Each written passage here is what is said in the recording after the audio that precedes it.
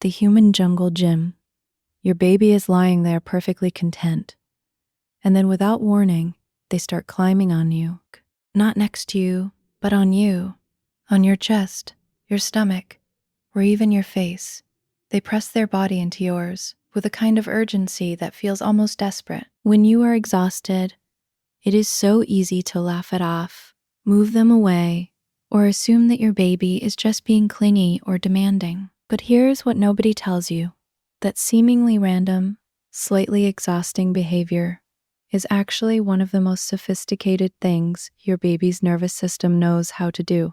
When you understand what is actually happening in this moment, you will never look at a clingy baby the same way again. The science of the external nervous system.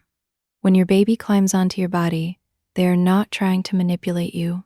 They are doing something their biology requires to function. In the first year of life, babies cannot regulate their own physiological state.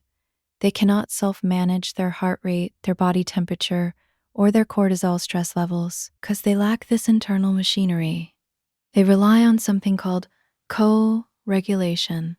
They literally borrow your calm, mature nervous system to organize their own. But why do they specifically climb onto your chest? For 9 months in the womb, every sleep, every moment of stillness, and every hour of your baby's existence was organized around one familiar rhythm, your heartbeat. When your baby climbs onto your chest, their brain registers the deepest signal of safety it has ever known. Studies show that this skin-to-skin physical contact actively lowers their stress hormones, stabilizes their breathing, and strengthens early brain development. They are pressing against you to find their home. The Eastern philosophy of the sacred nuisance.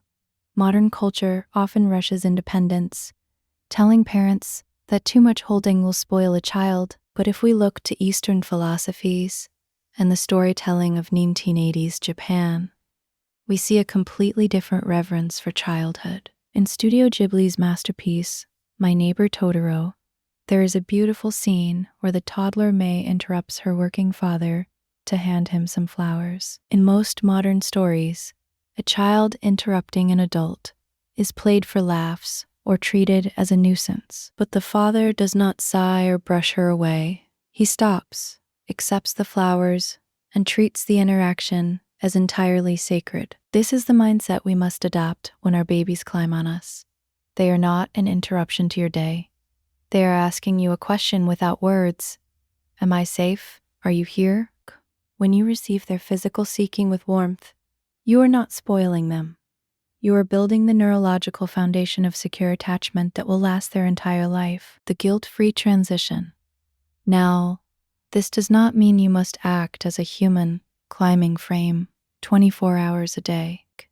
Sustainable parenting requires that you remain regulated enough to be the regulator. If you are touched out and need to set them down, the secret is simply how you transition. Do not abruptly detach from them in silence. Place them down warmly and narrate what is happening. I am going to put you here for a little while, but I am right here. Your voice acts as a bridge, telling their nervous system that the connection continues even when the physical touch pauses. So the next time your baby suddenly climbs onto your chest, take one deep breath. Let them listen to the rhythm of your heart. You are not just holding a baby, you are teaching a brand new mind exactly what love feels like.